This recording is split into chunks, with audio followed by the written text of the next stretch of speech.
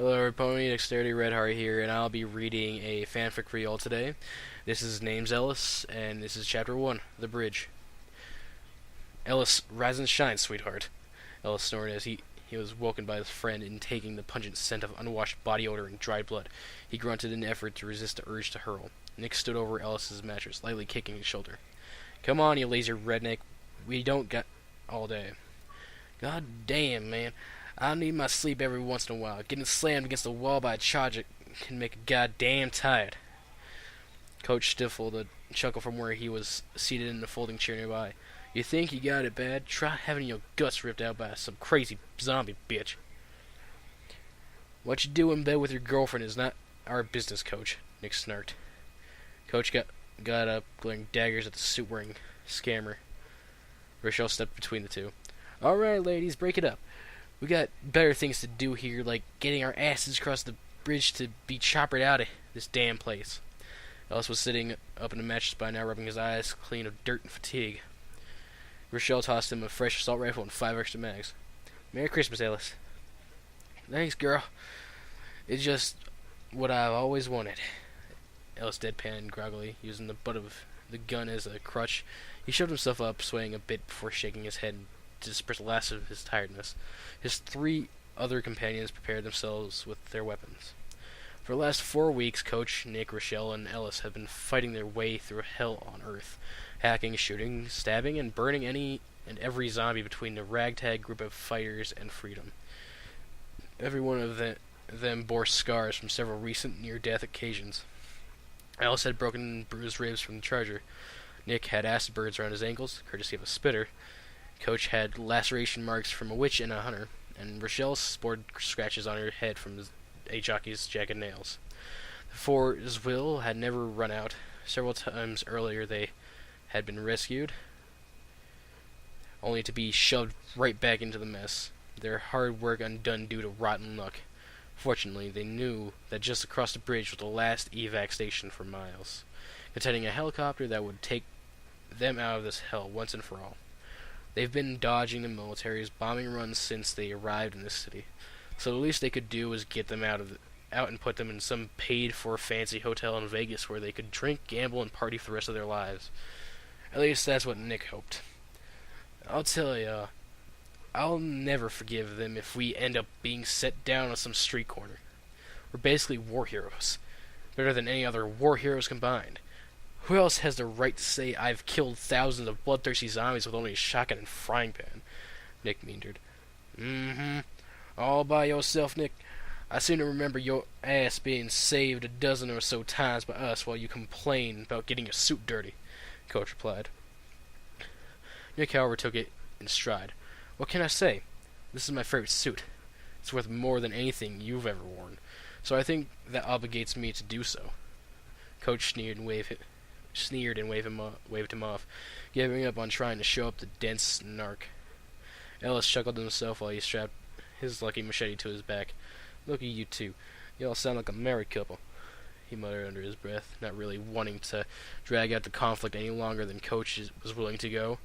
To an outsider, this exchange of insults such may seem like bitter hatred, but in truth, no stronger an alliance could have been formed between these 4 companions.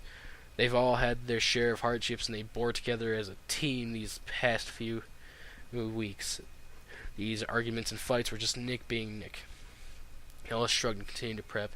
He strapped on the extra mags, slung a medkit over his shoulder, and shoved a bottle of pain pills into his pocket. This was their last stop, Ellis thought. One way or another, they were going to get out of this pit. A few moments later, Nick was tapping his foot impatiently at the red steel door, his shotgun resting on his shoulder. You guys ready or what? We don't have all morning. Military says they're gonna blow the bridge at noon today, and last time I checked, exploding bridges does a number on life expectancy. Hey, well, honey, Rochelle called from behind an open weapons chest, it might just be worth the wait. With that, she stood up and brandished a 6-shot revolving grenade launcher. Nick's jaw dropped. No frickin' way. Coach snorted out a laugh, now carrying his sniper rifle. Looks like her gun's bigger than yours. Yeah, very funny. Now can we kindly move our asses to the bridge? Ellis removed the iron bar barricading door. Well, all you had to do was ask, Ellis quipped, much to the annoyance of Nick. The team filed out of the safe room and toward the spot where Nick had left the radio he used to contact the military. It hadn't been easy, but they managed to make a pact with the martial forces on the other side of the bridge. They agreed to allow them rest and gave them a window of time to get across the bridge before they destroyed it, cutting off all passage from the city to the outside world and effectively containing its hordes of infected. Nick had said, the only difference between a diplomat and a businessman was who they worked for. Nick picked up the hand radio. All right, Mr. Military Man, we're all rested up and ready to go. There's a short pause before the person on there responded, Affirmative. You are clear to proceed. The chopper is being prepped as of now. Copy that. Nick signed off and turned to his companions. All right, amigos, we're gonna drop the bridge. He paused, presumably for effect. But it's gonna make a lot of noise, calling every goddamn infected to us like we have sirens on our heads. So before we throw ourselves into fire at the slimmest hope of being rescued again, does anyone have an intelligent plan to keep us alive? Ellis thought for a moment. How about we just run like hell and shoot every zombie between us and the chopper? Coach and Rochelle nodded in agreement. Nick shrugged. Works for me. With that, he opened the control box and flipped the switch. A loud grinding noise resounded as the mangled bridge was slowly lowered. As it came level with the ground, the ramp pneumatically bent its upper half upwards, started to lower itself, stopped midways, and fell the rest of the distance, causing an ear-shattering crash that reverberated through the team's spines, making them stumble. Here they come, Coach warned as if on cue, the collective wail of the hordes of infected reached their ears, the sound of death itself. Run! They collectively shouted. All four sprinted across the bridge, guns in hand. The first zombies came into view from behind the mess of abandoned cars, trucks, twisted metal, and broken asphalt. Ellis was the first to open fire, aiming down iron sights and squeezing the trigger.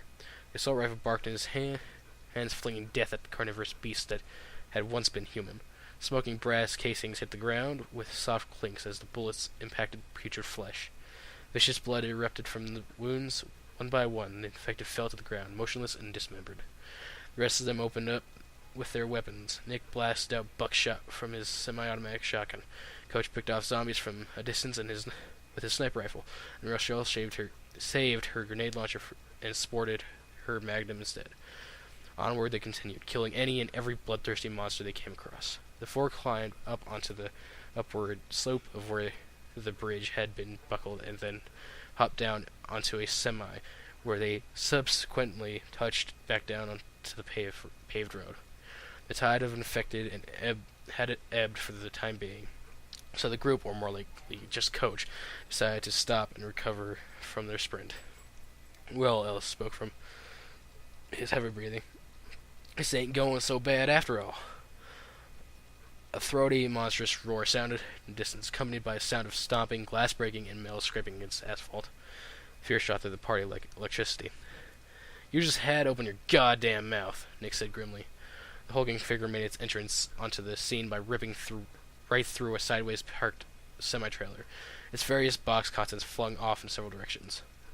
Ellis could see its rippling, swollen muscles under its thin, see-through skin. He could see its beady, rage-filled eyes that were devoid of almost all intelligence. Its tongue hung limply from its jawless mouth. It gave another hate-filled roar and charged towards them. Tank! Ellis yelled. Immediately, Coach Nick, Rochelle, and Ellis were galvanized into action, trying to quickly maneuver around the tank while they unloaded as much lead as possible. Rochelle decided it was as good at a time as ever to use her new grenade launcher, taking cover behind a car and aiming it up with the Hulk zombie. The other three were chased around by the tank as they continued to shoot it until their guns went click. The tank started to falter under the barrage of bullets. It flailed its meaty arms around in an attempt to protect itself from the onslaught of pain. It howled and beat the ground with its meaty paws. Yeah, get some, big and ugly! Ellis shouted with enthusiasm over the chatter of gunfire. After this, though, he immediately regretted doing so. He had no idea if it was just the noise he made or if it actually heard the insult, but the tank stopped flailing and locked his bloodshot, dilated pupils on Ellis's terror-stricken own. Ignoring the pain, the blood pouring from multiple craters in his body, the tank bellowed and beelined straight for the life-loving mechanic. At this moment, Ellis's gun ran dry with a dreadful click. Being stricken with fear at the moment, Ellis fumbled and dropped his last mag. The tank was almost on top of him at this point, so he did whatever anyone would do when facing 2 tons of pure raging zombie muscle. He ran like hell. "Row! Shoot the damn thing!" Ellis screamed without reservation. Rochelle panicked as she squeezed the trigger. The shot went wild, hitting the car right next to the tank and Ellis, resulting in a powerful explosion compounded by a full tank of gasoline igniting. The tank and Ellis were sent flying off the side of the bridge. The group was shocked beyond all words or expression when they realized what had happened. Rochelle choked out a gasp. She witnessed her happy-go-lucky friend flung into almost certain death. She cried out in defiance of his fate. He was like a little brother to her. Nick felt a sorrowful pain stab his heart. He constantly picked at him, put him down, make fun of his accent, and called him redneck. He never imagined what it would be like to lose the little guy. Coach embraced Rochelle, reassuring her that it wasn't her fault, as she sobbed into his jersey. Nick looked down at his feet, trying to fight back the tears welling up around his eyes. "We're gonna miss you, buddy." Meanwhile, Ellis was in free fall. Time seemed to slow down around him. Noise seemed to deafen into a low, calm ambience. Ellis could see the tank falling a distance away from him, hollering and thrashing in slow motion. Thoughts, emotions, memories, they all flashed across his brain at the speed of light in random order. A head injury while working on an engine, his first art project in grade school, that one scene of his favorite movie, flirting with that one cute girl in high school, getting trash canned by said girl's boyfriend, his best buddy Keith. Ellis's brain made a realization. Keith. An all-pervading serenity washed over his mind, body, and soul as the cold black waters rushed over to meet him. "I'll see you soon, Keith."